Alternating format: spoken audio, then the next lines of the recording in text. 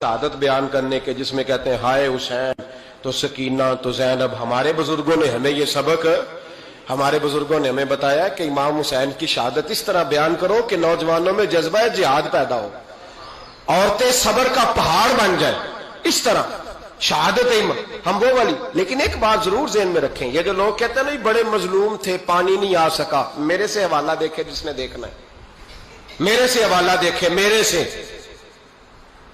हजरत इमाम हुसैन मैदान करबला में थे तो थोड़ी सी जगह खोद के ना इमाम हुसैन ने तो खंदक खोदी। खंदक खोदना अरब का रिवाज था, मदीने में भी खंदक खोदी गई, उसका नाम ही जंगे खंदक। तो खंदक खोद के ना आग जलाई जाती थी, ये हिफाजत का एक जरिया था ताकि दुश्मन ना आए। तो इमाम हुसैन ने अपने खेमे के सामने खंदक खोद के उसमें आग जलाई ताकि पर्दा रहे, औरतों के पास कोई दुश्मन ना आए। तो एक शख्स सामने खड़ा होकर कहने लगा, हुसैन तूने दुनिया में ही आग जला ली है। माज़अल्लाह सुम्मा माज़अल्लाह कहने लगा, आगे तो आग मिलेगी, यहां जला ली है। तो इमाम हुसैन कहने लगे, मैं हुक्म देता हूं आग को कि तुझे अभी पकड़ ले। लोग कहते हैं मजलूम थे, मैं हुक्म देता हूं आग को तुझे अभी पकड़ ले। ये लफ्ज इमाम हुसैन ने कहे। मैं 3 किताबें तो मेरी लाइब्रेरी में अभी हैं जिनमें हवाला है, 3 कुतब से, और आज कल परसों की किताब नहीं, सैकड़ों साल पुरानी। जब कहा ना मैं हुक्म देता हूं, तो वो आदमी घोड़े से नीचे गिरा, घोड़े से नीचे गिरा, और घोड़े की रिकाब के अंदर उसका पैर उलझा। घोड़ा डर के इतना दौड़ा कि जाके उस आदमी को आग में फेंक दिया। इमाम हुसैन के सामने जल के मर गया। ये हुसैन इब्ने अली है, ये अभी हुक्म देते तो फरिश्ते अभी आ जाते, ये अभी बात करते तो सारी दुनिया की फौजें अभी इकट्ठी हो जाती, ये अभी हुक्म देते तो अभी आ जाते। और सुनो, अगर जनाब इस्माइल के लिए दुम्बा आ सकता है तो वो तो हजरत इब्राहिम के बेटे थे, और ये तो मुस्तफा की औलाद है, इनके लिए क्या कुछ नहीं हो सकता। लेकिन इमाम हुसैन ने पसंद किया था करबला के जिहाद को, इसको पसंद किया था मौला अली ने, वो अपनी पसंद पे थे। कोई आदमी इस तरह ना बयान करे कि बड़े मजलूम थे तो बड़ी मुश्किल में थे तो बड़ा रोते थे बड़े, और कोई शख्स ऐसी बात। यहां तो तमाशा लग गया है, तमाशा लग गया है। एक वो है जो आजकल कह रहे बस जी वो तो 2 शहजादों की जंग थी, उन्हें भी शर्म नहीं आती, और एक मिंबरों पे चढ़े हुए हैं, चेहरे पे दाढ़ी कोई नहीं, सर पे टोपी कोई नहीं, बाजारी सा अंदाज है, कभी दौड़ के इधर जाते हैं, कभी भागते हैं, कभी कहते हैं ऊंचा बोलना, पैरों पे खड़ा होना, ये लोग बयान करेंगे इमाम हुसैन की बात, ये लोग बयान करेंगे। बीबियों के मसाइब पढ़ रहा हूं, वो और बीबियां होती हैं जो हाय हाय करती हैं, वाह बेला करती हैं। ये मेरे नबी का खानदान है, ये मेरे नबी का खानदान है, नबी का खानदान। मैं हवाला दिखाऊंगा, मुझसे सुनो हवाला। हजरत सैयदा ज़ैनब ने सारे जनाजे देखे, भतीजों को, भांजों को, सबको शहीद होते देखा। औरतें डरती मैयत को हाथ नहीं लगाती, चीखती है बीबियां। लेकिन हजरत जनाब ज़ैनब ने पता क्या देखा था, वो सुनना जरा। इमाम हुसैन की लाश मुबारक करबला में पड़ी थी, और इमाम हुसैन का सर काट के नेज़े पे चढ़ाया गया था, और वो बीबियों के सामने सामने खाली सर चल रहा था, और सैकड़ों मील का सफर करके दमिश्क के बाजारों से गुजरता वो सर गया।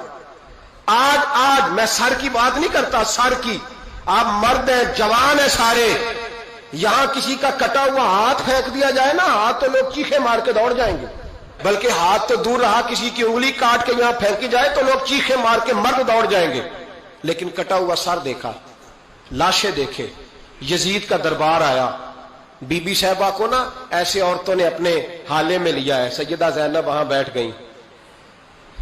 तो जब बोला ना यजीद दरबार में, कहने लगा कि देखो अल्लाह ने इज्जत वालों को इज्जत दी, माज़अल्लाह सुम्मा माज़अल्लाह। और मेरे मुखालिफिन का क्या असर हुआ जब उसने देखे ना, एक आदमी मजबूर है, मकहूर है, इतना लंबा सफर है, गुर्बत है, प्यास है, बीमारी है, क्या अंदाज है जब इस आलम में यजीद के दरबार में उसने गुस्ताखी की इमाम हुसैन की। यहां लोग कहते हैं किसी को कुछ ना कहो, कि क्यों ना कुछ कहें, जो सैयदना इमाम हुसैन के बारे में बात करेगा जुबानें खींचेंगे उसकी, जो सहाबा के बारे में बात करेगा हम करने देते हैं। ये क्या बात हुई, गुस्ताखी करना, बेअदबी करना, ये कौन सा दीन है? ये तो तुम बेदीनी फैला रहे हो। सुनो, जब उसने बेअदबी की तो सैयदा ज़ैनब चुप नहीं रही, बल्कि हजरत ज़ैनब बोली और खड़ी हुई, اور آپ نے تلاوت کی قرآن مجید کی اور آیتیں پڑھی، کہنے لگی وَتُعِزُّ مَن تَشَاءُ وَتُذِلُّ مَن تَشَاءُ بِیَدِکَ الْخَیْرُ، اور آپ فرمانے لگی یزید تو کہتا ہے تیرے مخالفین پسپا ہو گئے، تجھے عزت ملی؟ آپ فرمانے لگے یہ تیرا دربار ہے نا، یہ تیرا سجا ہوا ہے نا، تیرا اس وقت ڈنڈا چلتا ہے نا۔ فرمانے لگی چند سال ٹھہر جا، تیرے اوپر لوگ لعنتیں برسائیں گے، اور فرمایا جب جمعے پڑھے جائیں گے تو لوگ میرے حسین کے نام کے خطبے پڑھیں گے۔ فرمایا آج یہ تیرا دربار ہے نا۔ حضرت نعمان بن بشیر صحابی رسول تھے، وہ کہتے ہیں میرے قریب ایک نابینا صحابی بیٹھا تھا، سنو سنو حوالہ میں دکھاؤں گا۔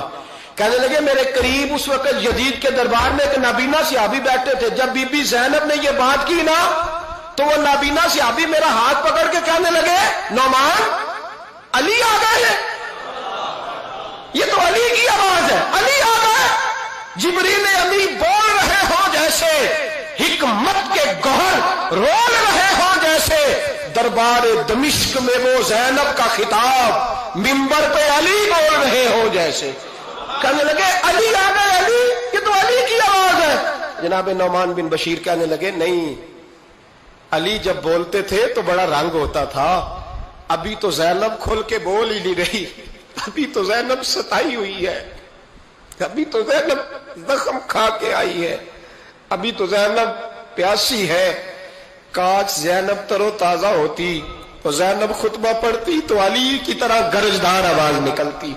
یزید کے محل کانپتے، جبریل امی بول رہے ہوں جیسے، حکمت کے گوہر رول رہے ہوں جیسے، دربار دمشق میں بی بی زینب کا خطاب منبر پہ علی بول رہے ہوں جیسے۔ وہ مسکینوں کی طرح منتیں نہیں کر رہے تھے، ہائے پانی ان کا مزاج ہی نہیں تھا، بلکہ وہ دلیر لوگ تھے، دلیر، اور بر موقع بر محل بولتے تھے۔ یزید آیا دربار میں، جب یہ سارا قافلہ وہاں پہنچا تو یزید دربار میں آیا، اور جب وہ دربار میں آیا تو بادشاہوں کا طریقہ ہے، گاڑیاں، اب ہمارے بادشاہوں نے روٹر والی گاڑیاں رکھی ہوئی ہیں، وہ یوں چلتی ہیں، شور ہوتا ہے پیچھے۔ اس زمانے میں کہا جاتا تھا با دبا ملازہ ہوشیا، پیچھے ہٹ جاؤ، نعرے لگنے لگے۔ تو یزید کا ایک ناخلف بیٹا امام زین العابدین سے کہنے لگا تیرا باپ کہاں ہے؟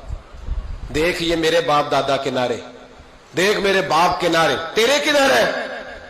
ابھی یہ بات شروع اس نے کی تھی کہ دمشق کی جامع مسجد میں زور کی اذان ہو گئی، اور جب مؤذن نے کہا نا اشہد ان محمد رسول اللہ، تو امام زین العابدین اس کا ہاتھ پکڑ کے کہنے لگے یہ میرے نانا کے نعرے لگ رہے ہیں، اگر تیرا ہے تو بتا، یہ میرے نانا کے نعرے ہیں۔ اور فرمایا تیرے باپ کے 2-2.5 سال لگیں گے، میرے نانے کے قیامت کے بعد بھی لگیں گے، میرے نانے کے نعرے قیامت کے یہ لگتے رہیں گے، لگ رہے ہیں اور لگتے تھے اور لگتے رہیں گے۔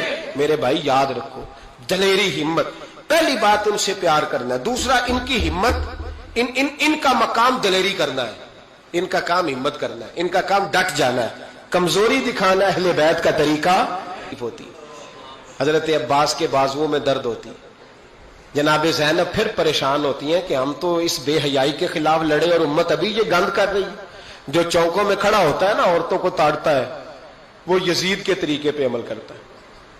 یہ دلائل ہے، آپ سوچ لیں، اندازہ کر لیں کہ ہم نے کس جماعت میں کھڑے ہونا ہے، اس لیے گند سارا نکالیں۔ امام حسین کا ایک پیغام آج اپنانا بڑا ضروری ہے۔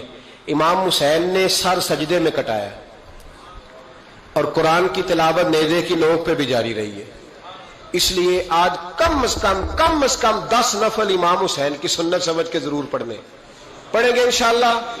جنہوں نے روزہ رکھا ہے بڑا اچھا کیا ہے، چلو جو نہیں رکھ سکے پھر بھی نفلی ہے، کوئی فرض نہیں، کم از کم 3 دفعہ سورت یاسین کی تلاوت آج ضروری ہے امام حسین کے لیے، کریں گے انشاءاللہ تعالی۔ اگر وہ نیزے کی نوک پہ پڑھ سکتے ہیں تو آپ ان کی خاطر بھی تو پڑھ ہی سکتے ہیں نا۔